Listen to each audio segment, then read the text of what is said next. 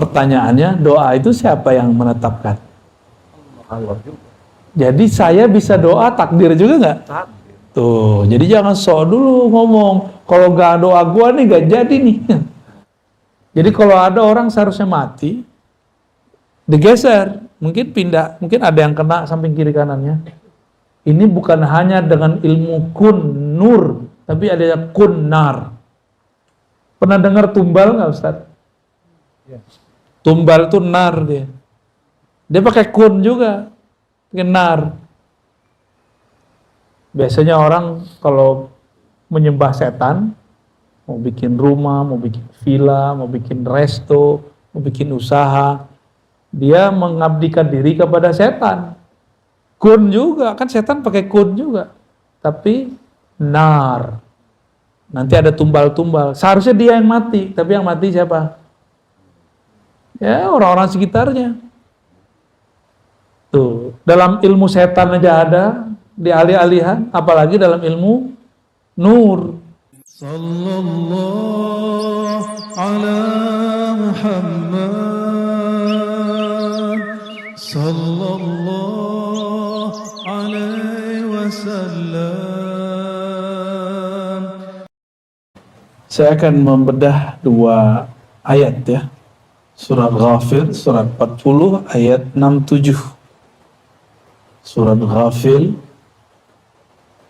surat 40 ayat 67. Allah berfirman, "Huwallazi khalaqakum min turab." Ini kayak film. Dialah yang menciptakan kamu dari tanah. Turab. Turab itu debu. Tsumma min nutfatin. Kemudian menjadikan kamu dari nutfah. Nutfah itu air mani, spentum yang lengket. Oleh ahli kedokteran disebut dengan darah beku. Kayak lintah. Dalam bahasa Arab lintah itu disebut alaq. Alaq. Jadi kita kalau ngeliat lintah, kira-kira itulah yang disebut dengan min alaqah. Dulu kita pernah seperti itu. Jadi kita ini dulu pernah jadi tanah, lalu Allah jadikan dari air mani. Air mani itu hina sekali, lalu sangat lemah, seperti lintah. Sekarang udah segede ini. Gede kan jadinya? Udah merasa besar. Summa yukhrijukum tifla. Lalu mengeluarkan kamu ke dunia sebagai tifla. Kalau kita punya TK tuh, kalau bahasa Arabnya Raudatul Atfal. Atfal tifl. Anak-anak. Lalu Allah lahirkan kamu nggak langsung gede. Ada nggak yang lahir langsung segede ini? Langsung mati mak aja. Gak mungkin ya. Lahir pasti kecil. Yukhrijukum tifla. Dia mengeluarkan kamu. Jadi kalau Allah nggak keluarkan kita, gak jadi juga. Maka saat ibu melahirkan, apakah ibu itu yang mengeluarkan? Atau sebenarnya Allah yang mendorong itu semua? Kalau berdasarkan ayat ini, dialah yang mendorong. Ya. Thumma libtablughu ashuddakum thumma litakunu syuyukha.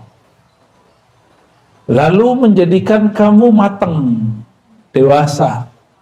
Ashuddakum. Jadi biar kita jadi kuat. Ini kan umur kita lagi kuat-kuatnya sebagian besarnya. Ya. Namun juga ada summa litakunu syuyukha, agar kamu menjadi syuyukh. Syuyukh itu jamak dari syekh. Dalam bahasa Arab syekh itu tua. Ya. Udah punya uban? Ada. Ada, berarti sudah mulai syuyukho. Ya. Syuyukho ini dalam bahasa Arab dibedakan dengan asyuddakum. Asyuddakum sesuai surah Al-Ahqaf itu 40 tahun mateng. Kalau tua di atas 40, mulai 50, 60. Ya. Itu biologisnya. Ada orang yang udah tua secara biologis tapi belum mateng secara psikis, secara spiritual. Ya. Ini kan cuma fisik doang. Kalau kita kuliahnya tinggi, akalnya mateng, ruhnya belum tentu mateng. Ya. Untuk kematangan spiritual nggak ada sekolahnya yang formal. Dia ada sekolahnya tapi tidak formal. Ya, informal.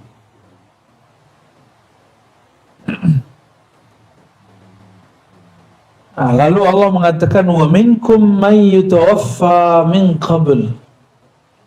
Di antara kamu may yutawaffa, ada yang diwafatkan min qablu, sebelum tua atau sebelum matang, sebelum 40 atau sebelum 50 60. Benar ya?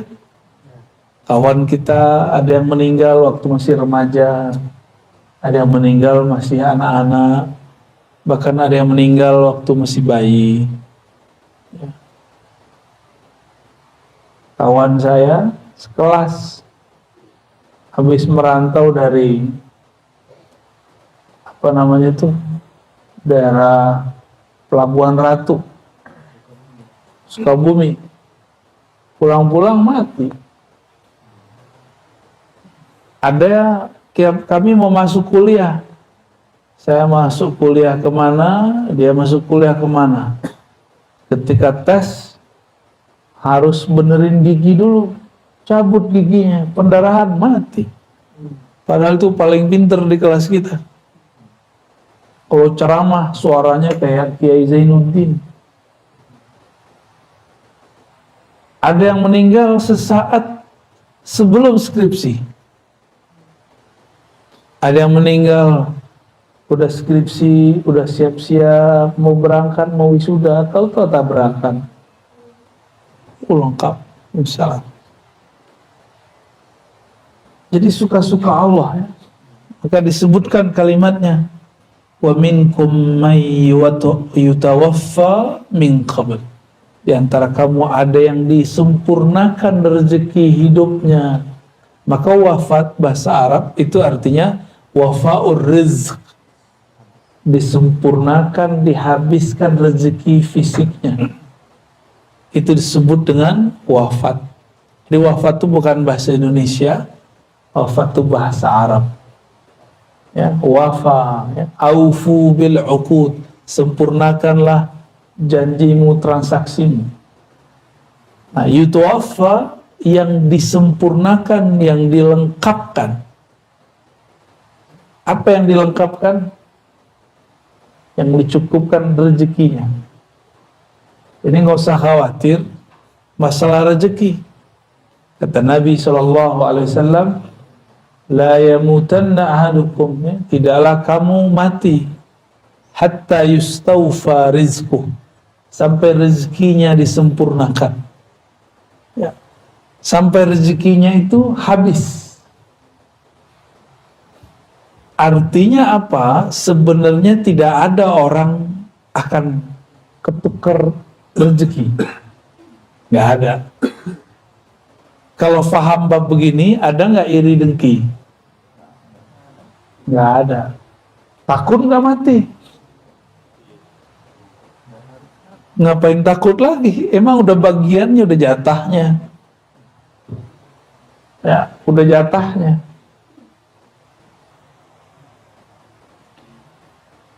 walitablugu ajalan musamma, dan supaya kamu sampai kepada ajal.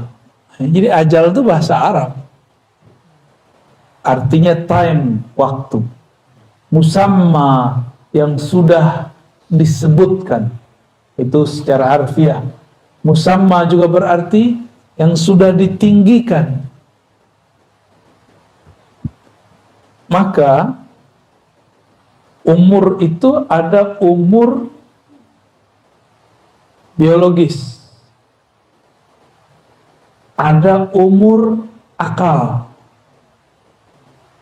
ada umur kolbu, ada umur ruh. Itu beda-beda. Umur fisik ya itulah. Sekarang berapa Ustaz umurnya? 41. Jujur sekali Ustaz. Alhamdulillah. Udah matang. Udah mateng. Udah kayak apa, telur digoreng mateng. Belum suyuk. Belum suyuk, aman. Ada apa dengan 40? 40 itu ya umur matang. Orang sudah mulai berpikir, saya sudah tua ya. Gitu. Saya udah lama juga ya hidup. Mau ngapain lagi hidup? Ada orang sebelum umur fisiknya 40, dia sudah mikir begitu. Saya buat apa ya hidup di sini? Umurnya masih 13 tahun, masih 15 tahun, masih 21 tahun.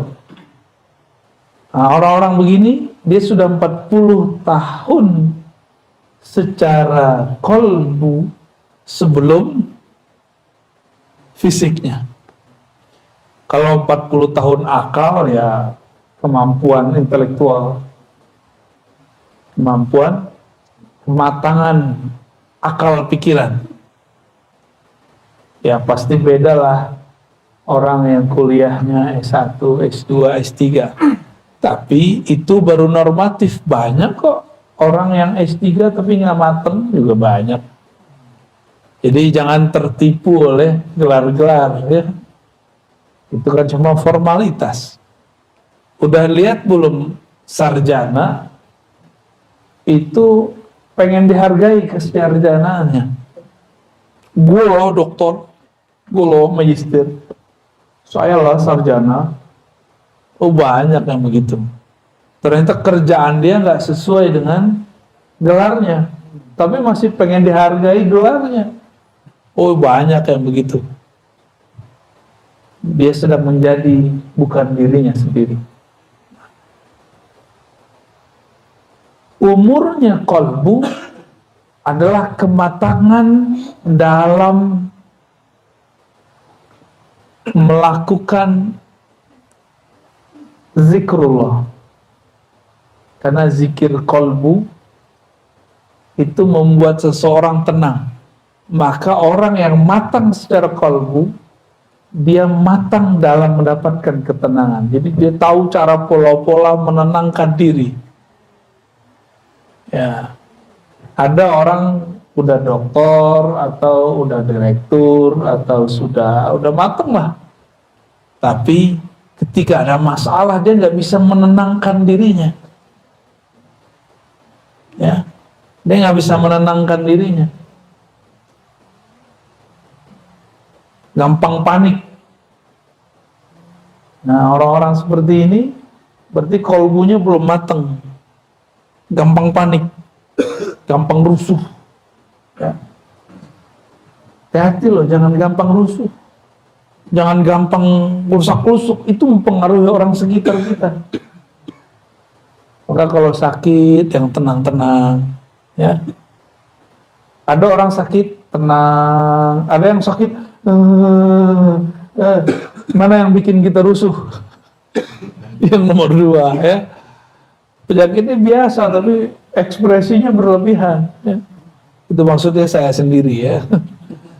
Kita kalau demam senangnya begitu.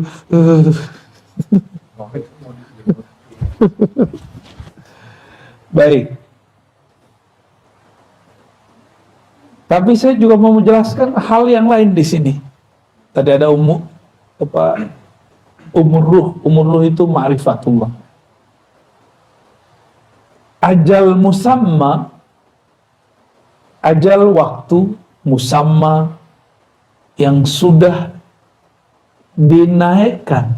Nah, di mana saja ajal itu, waktu itu dinaikkan, ditentukan. Maka ada ajal luh mahfuz, kita sebut ajal takdir. Ya, ajal takdir ini itu lewat kehendak Allah. Namanya kudrat iradat, kekuasaan dan kehendak Allah. Itu kata kuncinya kun. Hendaklah engkau menjadi ada, maka jadilah ia ada.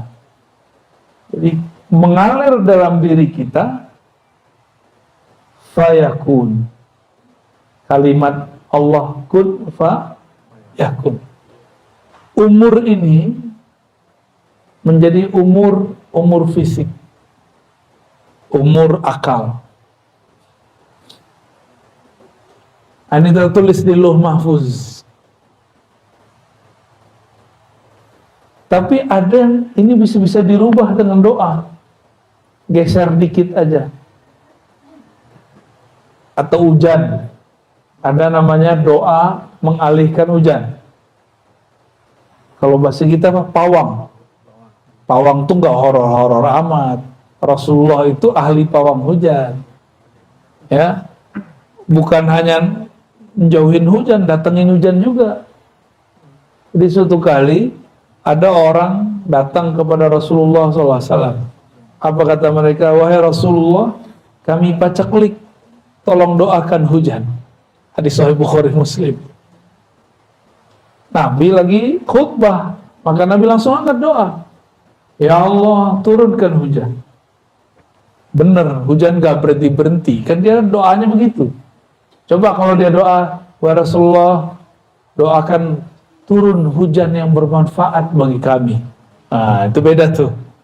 Ini mintanya, wahai Rasulullah, tolong doakan turun hujan yang banyak untuk kami. Turun Pak, gak berhenti-berhenti. Ini Nabi doa lagi Jumatan. Jadi hari Jumat langsung jadi istisqa. Hujan turun seminggu. Kira-kira kalau hujan gak berhenti selama seminggu, apa yang terjadi? Banjara yubanjiru. Kebanjiran. Tafsir baru Ustaz. Banjir itu. Maka datanglah utusan yang tadi kepada Rasulullah mengatakan, wahai Rasulullah, banjir.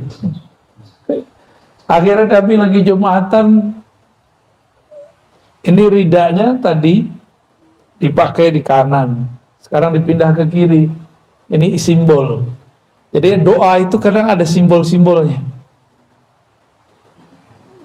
Ke hari Jumat pertama dari kanan ke kiri, sekarang dibalik dari kiri ke kanan. Allahumma hawalaina wa la alaina. Ya Allah, nah itu pawang tuh, alihkan hujan dari kami.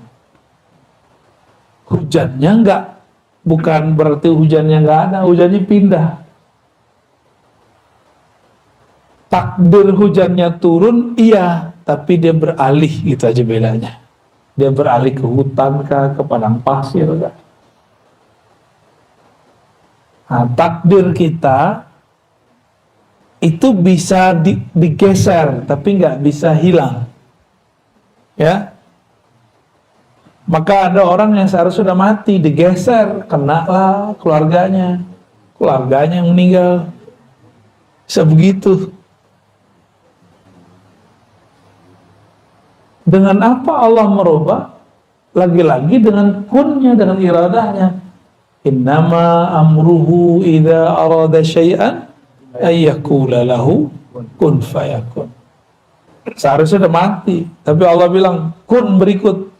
Bergeserlah sedikit saja. Seharusnya jadi miskin, tapi menjadi biasa, nggak miskin. Seharusnya bergeser di jalan tabrakan, tapi karena subuhnya baca kunut, waqina syarra ma qadait, jagalah kami dari takdir yang buruk. Seharusnya tabrakan cuma gesek aja. Jadi kalau kita bergesekan mobil gores, ingat-ingat nih, makna doa ini? Mungkin seharusnya kita ini tabrakan, tapi karena berkah doa digeser dikit. Yang penting takdir tetap ada bergesekan walaupun sedikit. Gitu. Seharusnya miskin bertahun-tahun, tapi karena dia doa, berkah gurunya, silaturahmi, baca Al-Quran, sholawat, dia cuma diberi kemiskinan sesaat. Yang penting takdir miskinnya ada. Gitu. Takdir susahnya ada.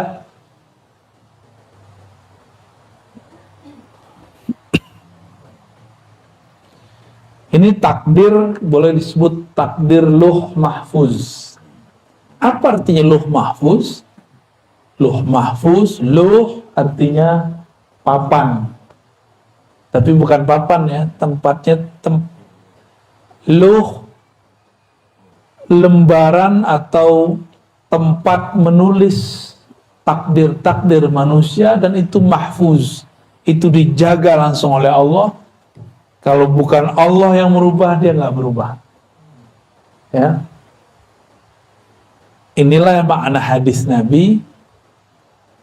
Tidak ada yang mendapat merubah takdir, qada, ya, kecuali doa. La yughayyirul qada illa doa. Tidaklah dapat merubah qada kehendak, ketetapan Allah, kecuali doa. Pertanyaannya, doa itu siapa yang menetapkan? Jadi saya bisa doa takdir juga nggak?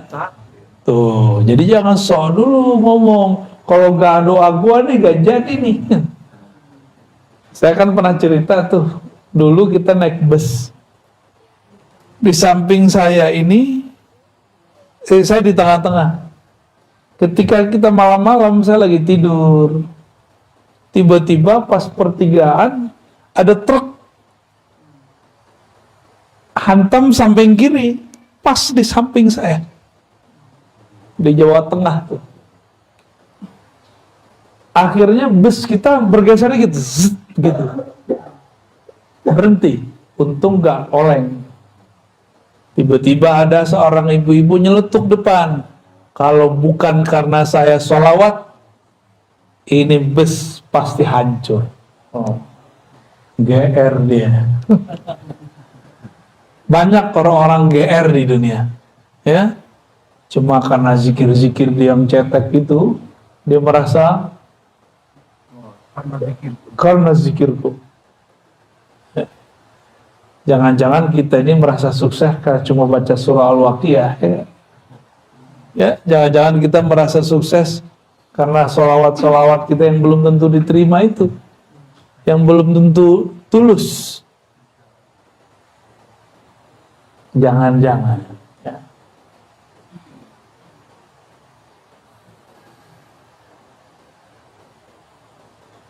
Maka ada takdir yang lain.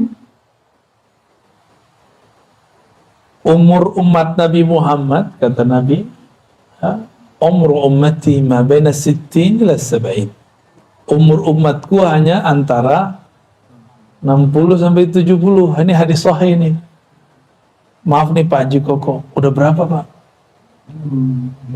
68. Tuh udah bonus sudah. Udah banyak bonus Bapak. 68 Dulu sekelas ya. 68, antum 41 dat. Jauh. Ya. Ada lebih bawah lagi tuh. 68 berarti sudah 2 tahun doang kena pandemi ya, selebihnya 66 tahun tidak ada virus pandemi.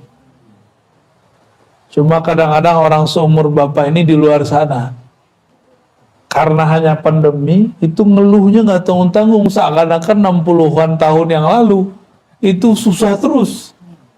Cuma karena 2 tahun ini.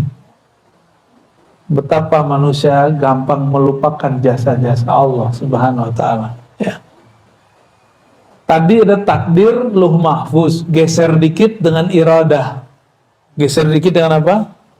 Ya kun lagi. Maka kun itu ada 2. kun.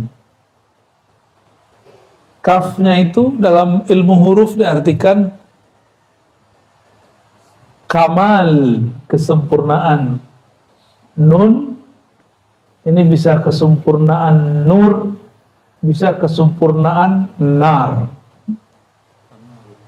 Ya, kamalun nar, kamalun nur. Nurnya menjadi malaikat rahmat. Narnya jadi malaikat Azazil. Ya. Malaikat Azazil ini mantan jenderal di surga. Dulu dia pemimpin di surga, tapi dipecat. Kalau ibarat kata orang, jenderal pensiunan, ya purnawirawan. Nah itu si Azazil itu purnawirawan malaikat. Dia pernah mimpin di surga. Dia pernah mimpin di surga. Dulu ada malaikat datang. Kadang malaikat dikasih bocoran Lauh Mahfuz. Bocorannya apa? Akan ada sekelompok malaikat membelot. Malaikat-malaikat yang datang ini merasa takut. Takut kalau ini kelompok mereka. Jadi malaikat itu ada fam-famnya. Ada malaikat muqarrabin, ada malaikat rahmat, ada malaikat malam, ada malaikat siang, ada malaikat yang belakang namanya itu pakai in, kiraman katibin, pakai in semua. Ada malaikat yang belakangnya pakai il, Mikail, Israel, Jibril, ya, ada Israfil, ada malaikat yang belakang namanya pakai un, ada an. Itu famnya mereka, family-nya malaikat.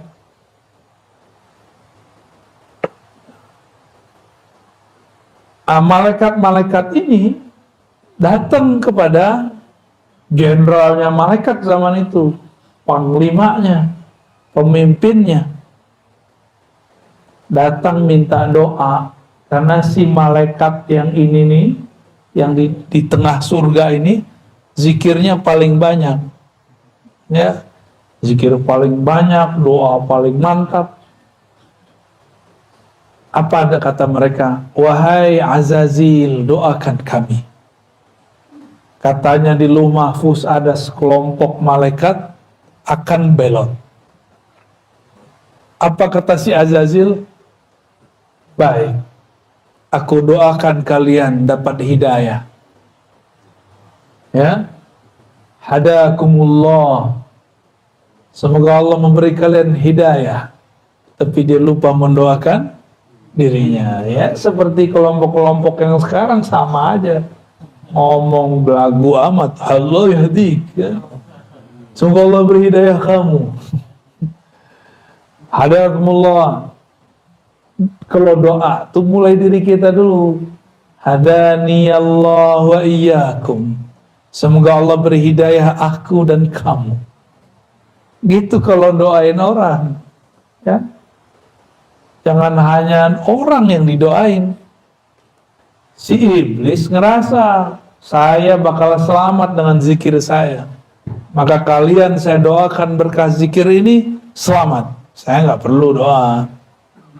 Aku nggak perlu doa, ya. Kalian aja minta doa kepada aku. Jumawa dia. Mulai merasa berjasa. Karena memang banyak urusan-urusan surga itu beres sama dia.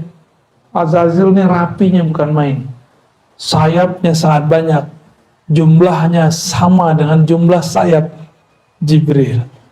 Seandainya nih mereka nggak berubah, itu Azazil lah yang jadi pembawa wahyu ke muka bumi. Cuma ada satu kekurangannya. Apa kekurangan dia? Dia nggak sholawat. Ya, Jibril sholawat. Dia ngira apa? Ngapain sholat? zikirku udah cukup kok, udah sempurna. Itu dia. Jibril dan kelompok dia semua bersolawat. Maka disebutlah salawat Jibril sallallahu alaihi Muhammad. Itu yang dipandang oleh Sayyidina Jibril hanya nur. Jadi Sayyidina Jibril nunggu lama sekali. Baru Allah izinkan ia melihat nur. Maka dia berselawat sallallahu alaihi Muhammad. Ya. Ternyata ada takdir lain. Ya. Kita dulu kalau belajar sifat 20 ada namanya jaiz. Tapi jaiz versi ahli sifat 20 dulu agak beda dengan ahli ma'rifatullah. Kalau versi sifat 20 tar siang bisa hujan, bisa tidak hujan. Gitu. Kalau bagi saya itu masih iradah. Ya. Kehendak Allah. Kalau jaiz itu Allah berkehendak bukan berdasarkan lauh mahfuz, tapi suka-suka dia jaiz. Jaiz artinya boleh-boleh saja. Allah terbebas dari semua hukum. Kita terikat oleh hukum lauh mahfuz, tapi Allah tidak terikat. Ini namanya jaiz. Allah suka-suka aja. Yaghfiru liman yasha. Ya. Allah kalau mau diampuni kita semua. Kalau mau yu'adzib, Allah siksa semua. Ada orang seharusnya sudah mati, tapi dia mengemban tugas-tugas dari Allah. Nabi Daud, dia harusnya udah meninggal umur 30-an. Nabi Adam ini kan diajarkan ilmu asma, salah satunya nama-nama orang yang mati, yang hidup dari umatnya. Kita ini sudah ada semua namanya sama Nabi Adam. Nabi Adam kemudian melihat ada keturunannya seorang nabi, kalau umurnya dipanjangkan 30 tahun lagi pasti sukses. Ngalahin seorang raja yang zalim. Namanya Daud. Daud ini aslinya umur 30 udah mati. Nabi Daud. Apa kata Nabi Adam? Ya Rabb, ini keturunanku.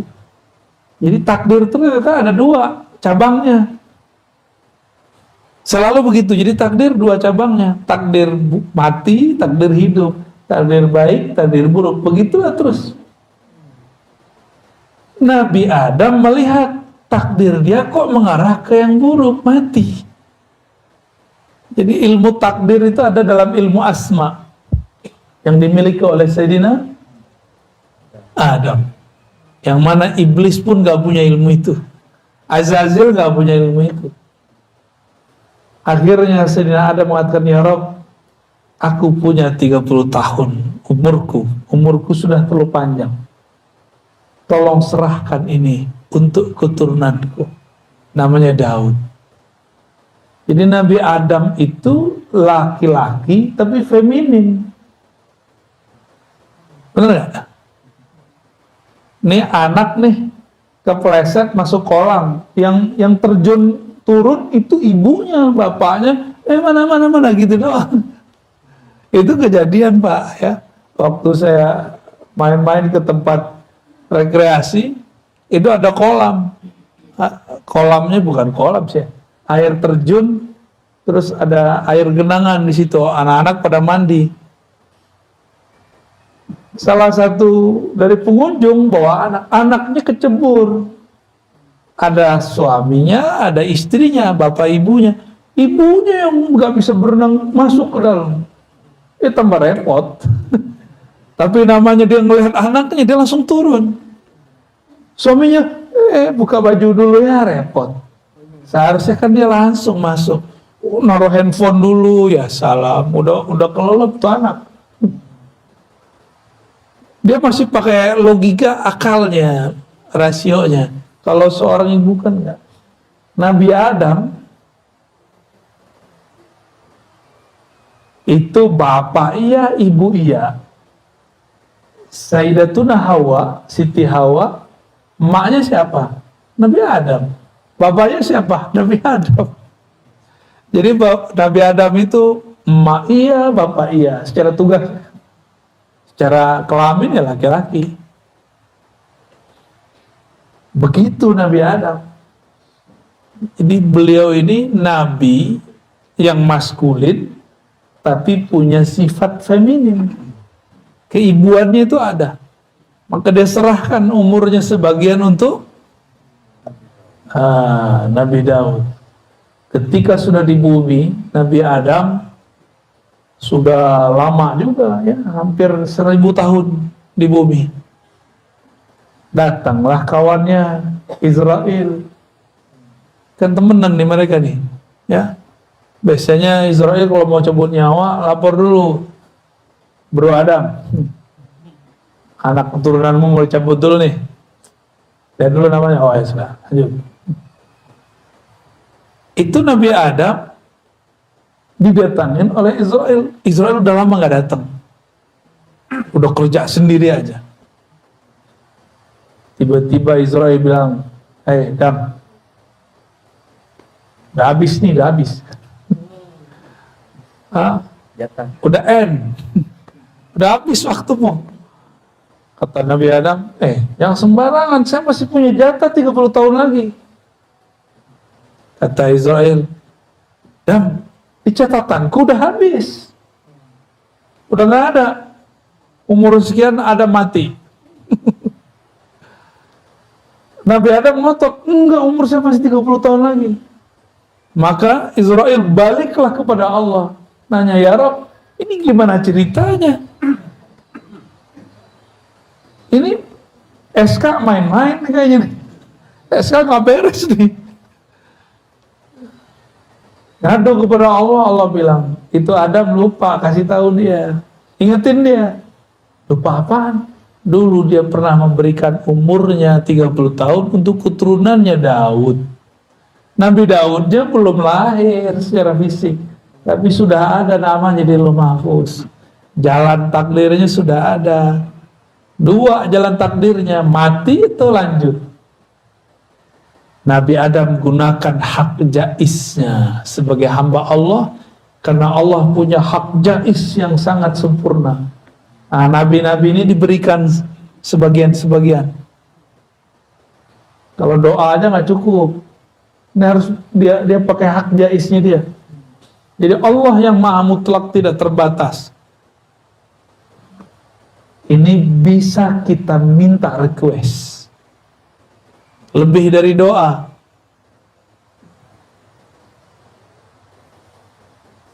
Diingatkan Nabi Adam, dulu kamu di surga, kamu mengatakan 30 tahun umurku diberikan kepada Daud. Anasita, apakah engkau lupa? Nabi Adam ingat-ingat. Oh ya. Baru Nabi Adam ingat, gue udah ubanan. Ya. Udah kuriput. Umur udah hampir 1000 di bumi. Berarti waktu di sorga, 1 hari di sorga sama dengan 1000 tahun. Ini Nabi Adam itu umurnya udah ribuan tahun sebenarnya. Tapi tetap lebih tua iblis, Azazil, 80.000 tahun. Lebih tua. Akhirnya Nabi Adam mengatakan, ya sudahlah, walaupun saya sudah 30 tahun udah ngasih, saya masih pengen panjang umur. Tuh, enak kan jadi Nabi Adam? Yang penting gue hidup, gitu. Jadi beliau nggak mau tahu. Maka digunakan lagi hak jaiznya yang kedua kalinya. maka Allah panjangkan umurnya 30 tahun. Lah balik lagi tuh takdir yang lama. Tapi takdir Nabi Daud tidak dicabut. Jadi dia tetap dapat umur 30, berarti Nabi Adam dapat umur 60 tahun. Kira-kira begitu. Berarti takdir itu ada rate-rate-nya. Untuk orang-orang mukmin kayak kita nih biasa mungkin berubah dengan doa. Tapi kalau kayak Nabi Adam, Nabi itu bisa negosiasi, bisa kuat-kuatan sama Israel. Bisa Pak. Jadi kalau wali Allah yang spesial, kan wali ini pewaris para nabi. Kalau ada wali yang mewarisi Nabi Adam, bisa tengkar sama Israel, tengkar mulut. Ada yang tengkar fisik. Nabi Musa, hadis Imam Bukhari, hadis sahih. Israel datang, mukanya bukan muka Israel yang dulu, tapi muka jagoan. Apa kata dia? Musa, ajalmu sudah datang. Nabi Musa, Nabi. Tapi beliau lagi gak konsen nih. Biasa kalau konsen tahu nih orang, nah ini orang beneran atau malaikat tuh dia tahu. Ini beliau lagi sibuk. Kata si orang yang datang ini, saya mau cabut nyawamu. Kira-kira gimana Ustaz? Ada orang datang bilang, gua habisin nyawa lo.